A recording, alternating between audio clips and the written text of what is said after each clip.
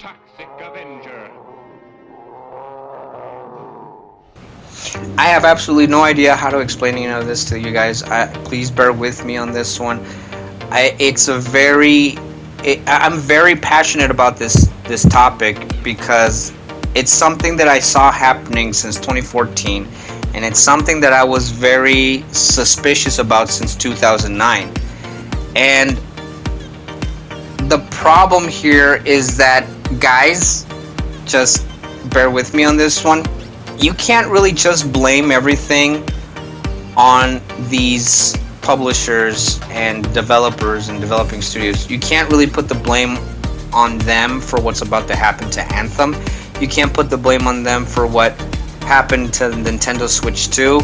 You can't put the blame on them for anything. Actually, you can't. And before you think that I'm simping for these guys, no, hell no, far from it, guys, far from it. I don't want things like this to happen to video games. I love video games. I grew up with video games since the 80s. But the only difference between now and the 80s, and possibly even parts of the 90s and maybe early 2000s, is that back at that time, during those times, there were no user agreement pages before you played a game. There were no, it required internet to play the game. No, back then when they made a game to sell it to you, and it was yours to own. Because why? Because you bought it. You owned the game.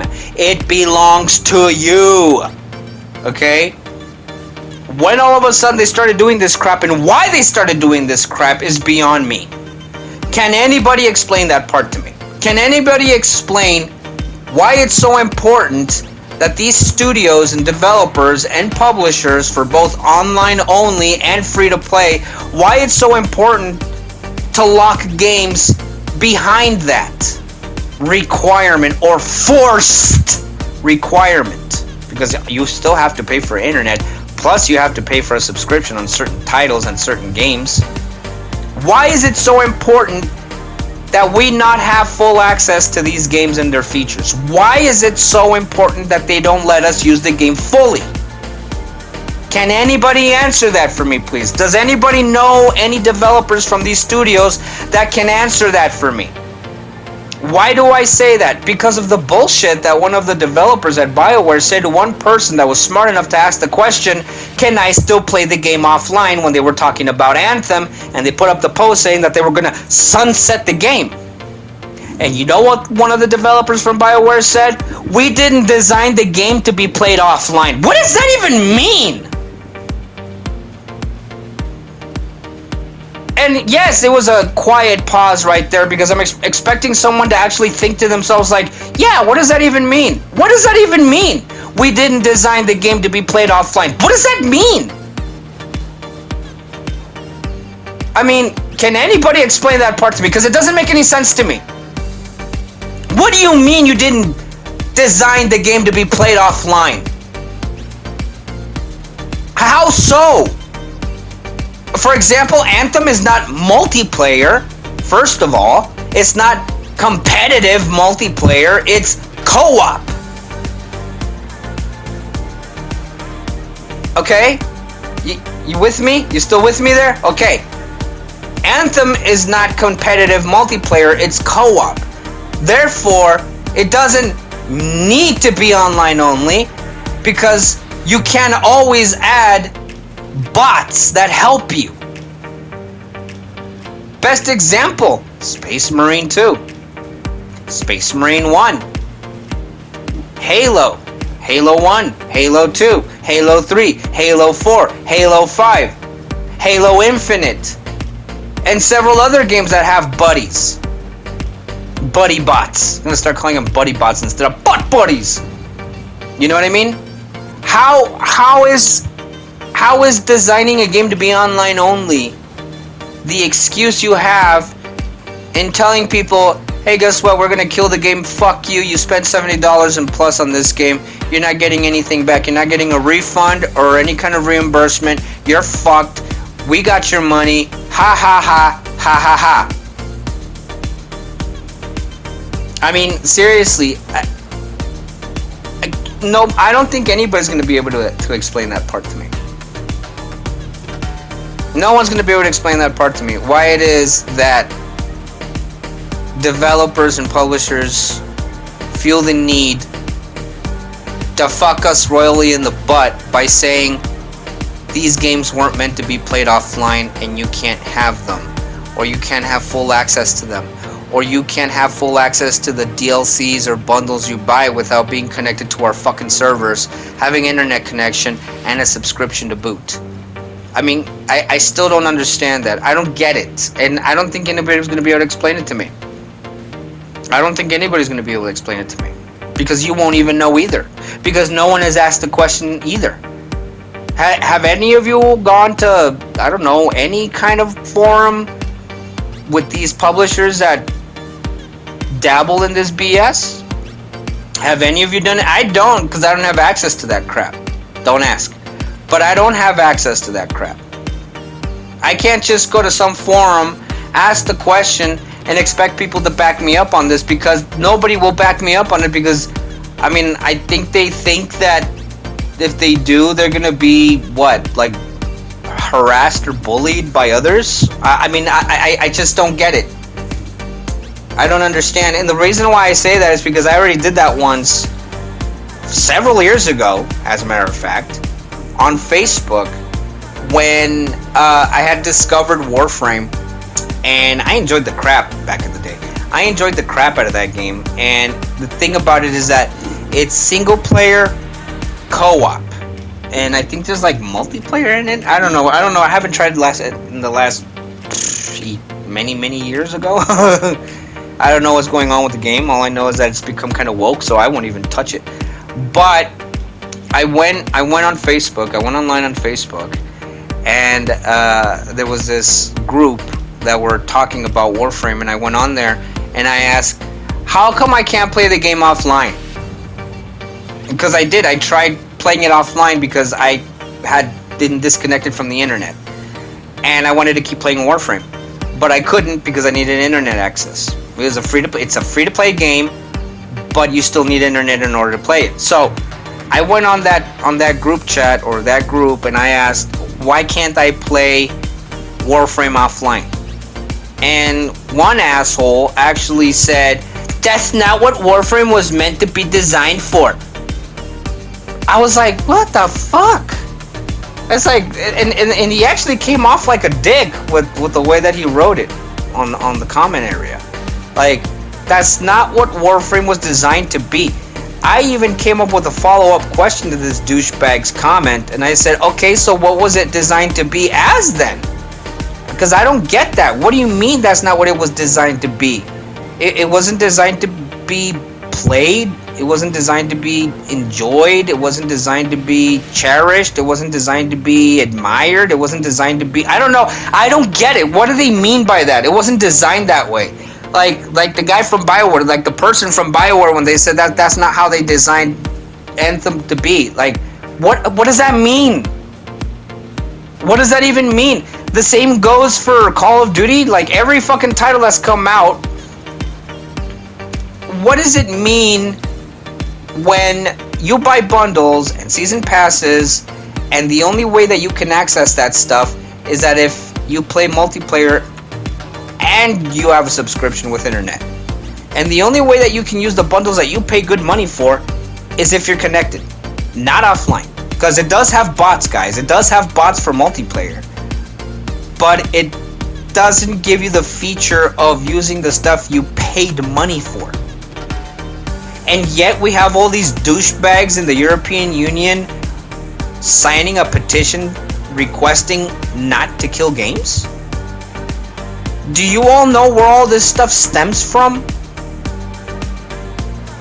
And you see, the problem here is that right now you think it's just video games. It's not just video games, guys. This was already planned out for a long time now.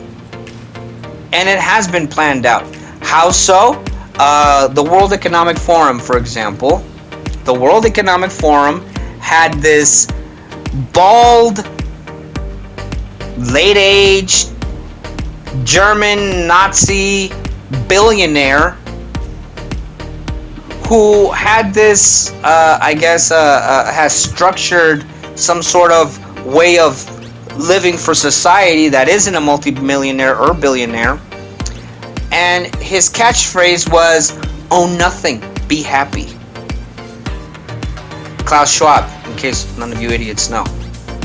And if you take offense over me calling you an idiot, I'm not sorry.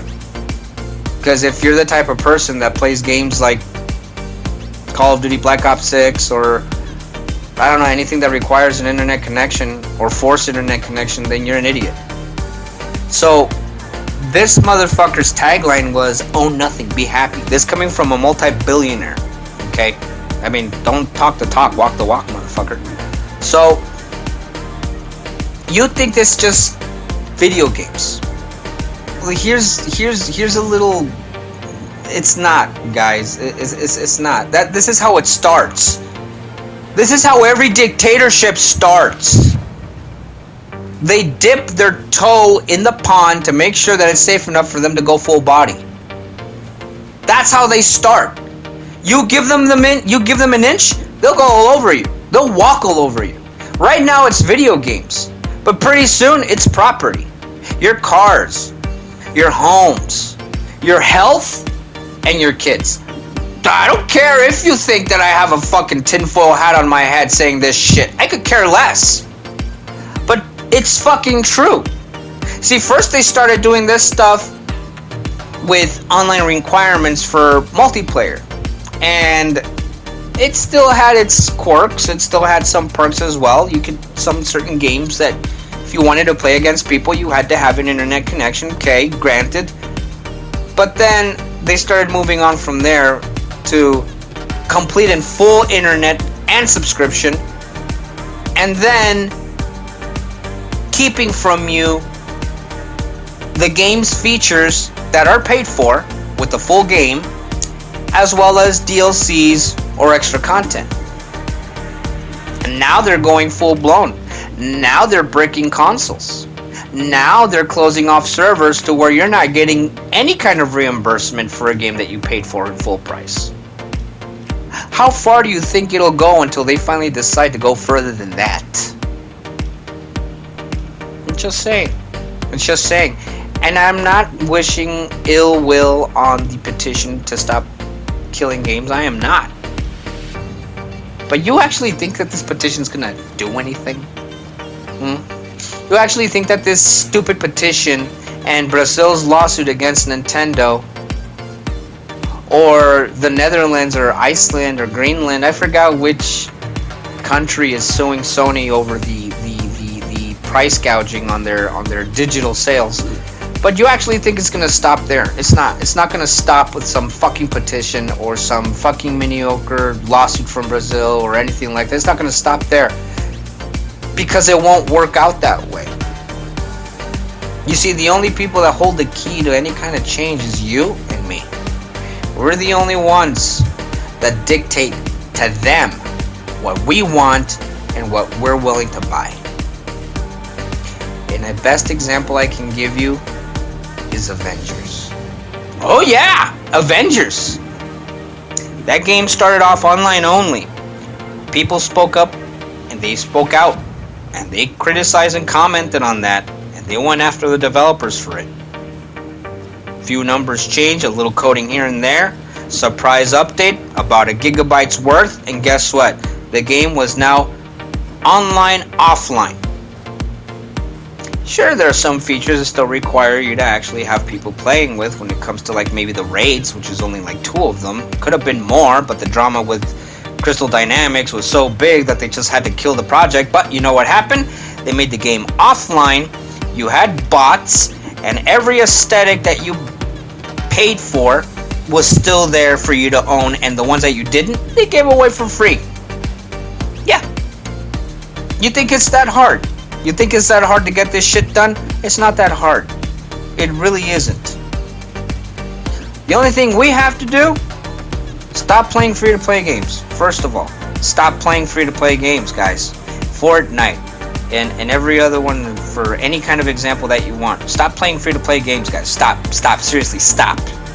Stop playing in the games that lock features behind internet connectivity and subscriptions.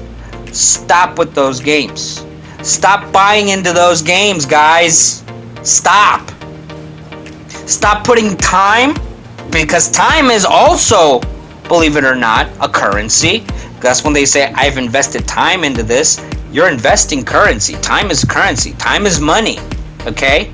You invest time into these fucking games, whether they be premium or free to play, but if it requires an internet access and a subscription, and they lock away all the game's features behind those things, then they're not worth playing. I know that a lot of you have this little assumption that it's so important to have to prove something to someone that doesn't even know who the fuck you are in the first place and play these games. Best example, you have YouTubers. For example, for Call of Duty, Tritso, Matters, Nero Cinema, even that faggot douchebag Ghosts of 8. Every single one of them either simp for Activision and Call of Duty, or have actually called them out on their bullshit, or have mixed feelings about the whole damn thing. But guess what? No matter how much you have against that game, no matter how much you feel suspicious of that game, if your platform depends on that game, or on that topic, or developer, or whatever you want to call it, franchise, and you say, I'm not going to buy into it, but your channel depends on it, and you buy the game, guess what's going to happen? A lot of people that actually heard you say, I'm not going to buy the game, and see you buy the game, are going to buy the game! Idiots! Yes! Idiots! That's a fact! Don't believe me, look at the numbers. Trace them. Trace them. And you'll see that I'm right. So, the best of luck to Stop Killing Games petition. I hope it actually does something, which I doubt it'll even leave a dent. And if you really want change, don't expect government to make any kind of legislation or any kind of regulatory laws against this crap, because they won't, because they're lobbyists for these kind of things. These are billion-dollar industries, guys. I don't think the government would ever so much as even touch this, because they depend on the money they make. Yeah, every politician, and I'm including Trump, every politician is crooked. Okay? So don't expect the government to get involved with this, because they're not going to. The only way to make it happen is that if we stop playing into it. That's the best way to do it. And as far as Anthem goes, I'm sorry everyone, but Anthem is gonna die. It's gonna die. The game is dead. The game is dead already.